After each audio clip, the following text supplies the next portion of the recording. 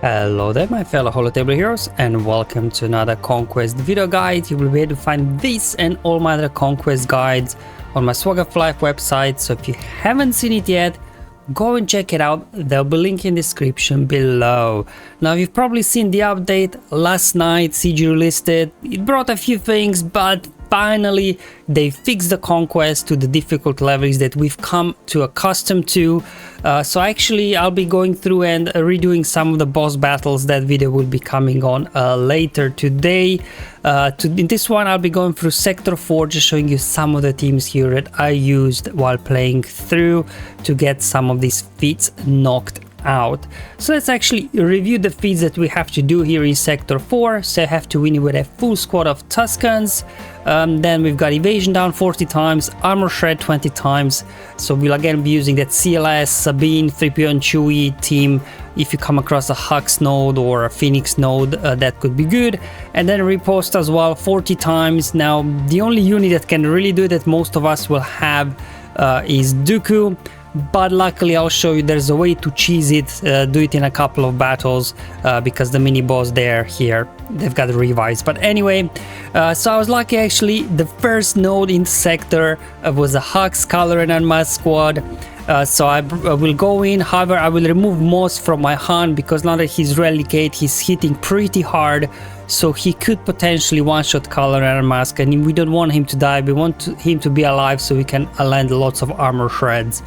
There we go. We got obviously CLS, Han Chewie, you know, for the turn meter trained, and 3PO and Chewie on his basic, he's landing Evasion down, and Sabine there for the armor shred. You gotta get rid of Hux so you can then start gaining bonus turn meter, get buff immunity over on Kylo, then finish off the sides. Obviously take care of Sith Trooper first. Sure, let's get that armor shred going. There we go.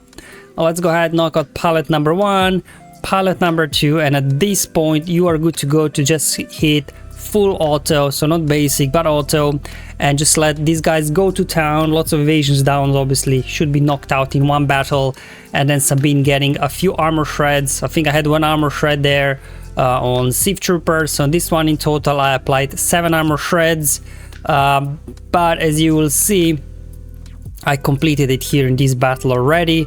Now before this battle I think I was credited with 6 armor shreds, so I'm not sure what's going on. It looks like we are again back to that bug where we're getting 2 armor shreds for credited instead of 1 when we applied. Either way, you can knock this out in a couple of battles, you know, if you do come across a Hux node, or as well was it the Phoenix node, they as well are quite nice to cheese this with this squad. And then I'm going here with the Wookies, because obviously we have that global Wookie feat, so Wookies can get something done here if you got a, you know, decently leveled up.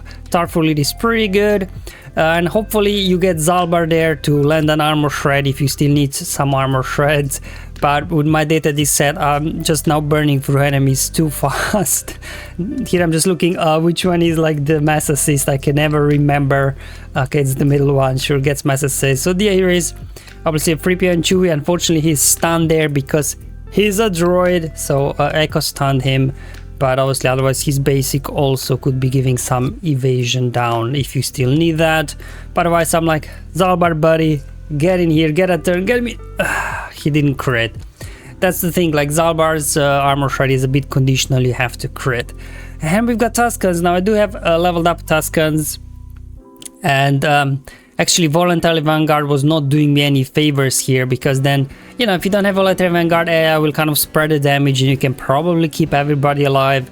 But I just didn't bother removing the data discs, and you know, I lost the leader there. But now we got a lot of stacks, more than 10 stacks already of momentum, so now whenever they hit us they will get stunned, and whenever they get stunned, Amplifying Agony, Volatile Accelerator triggers, and we can knock this out. Also try to line up hits here with the warrior. Remember the global feat where we have to take down 100 enemies using Tusken warrior. So I think I got a couple of kills in this one, which I guess is okay while you're only doing your Tusken feat anyways. Another kind of, you know, if you need it, armor shred, just highlighting lots of armor shred units. Under A lead and all of these 4 guys, they do have armor shred, so this potentially can give you 4 armor shreds per battle as well. Car theme, a little bit annoying one. because once the candles get going, that's why I'm speeding up the footage. I'm hardly getting any turns in. There we go. Okay, so I'm just speeding up the footage, raising ultimate, and Canderous is just going and going and going. Now luckily I had 3 stacks of Beskar on Ray, so she can't be crit. So she's got inspiration, so all these bonus thermometer gains from Canderous jacks up her mastery so much that she just one-shots entire team when she comes out of the ultimate. Okay, so this is now the Riposte Cheese team that I talked about. So once you get to the mini boss node with Mon Mothma, they have a modifier where as long as I think the summoned unit is alive, everybody keep getting revived except Mon Mothma. So you can kind of cheese this a little bit on autoplay, I think. You just have to do the initial setup. So the initial setup is you put a med pack on Malak, so that he can obviously constantly cover some health whenever these guys are taking hits. Otherwise, they potentially could take him down. We can just get drains out. There we go. They got the summon out. Let's go ahead, hide his stealth, get riposte number 1, and I'm going to go ahead here and swap thermometer with Watt, so we can dish then weapon tech over on Dooku, so Dooku gets more turns in. And now just hit autoplay. This is basically it. You eventually will get these guys down. I had to remove Amplify on data discs, otherwise I would kill them off too fast. Palpatine is the only AoE on this team, so that's why like the summon can survive a long time if you remove those Amplify on data discs. I would still recommend having a Volatile Accelerator equipped, so at least you get your turn meter train rolling under Palpatine lead. As you can see, we're keep killing Biggs over and over again, but as long as someone is alive, Biggs keeps coming back. For some reason the other guys were killed off. I guess Dooku finished them off, right? That's why weapon tech will prevent revives. That's why maybe not ideal, but still I was able to get actually 16 riposte in this battle. So I only done 1 battle before, and I think I've got 5 riposte in a previous battle when I was testing some different lineups.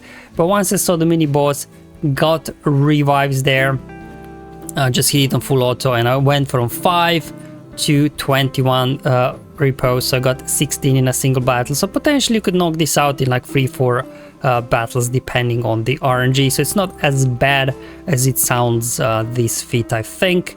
And then in terms of the other feats, as I said before, Armor Shred knocked it out, partially because of the bug that's counting twice, I think. So evasion down very easy as well, so just have to come back, do riposte a couple of times, and then as well lots of Tusken battles to do in Sector 4. Alright guys, hopefully this was useful and helpful, and I'll see you in the boss guide video for Sector 4 shortly after this one. But until then, have fun, enjoy your life, and may the RNG be with you, my friends.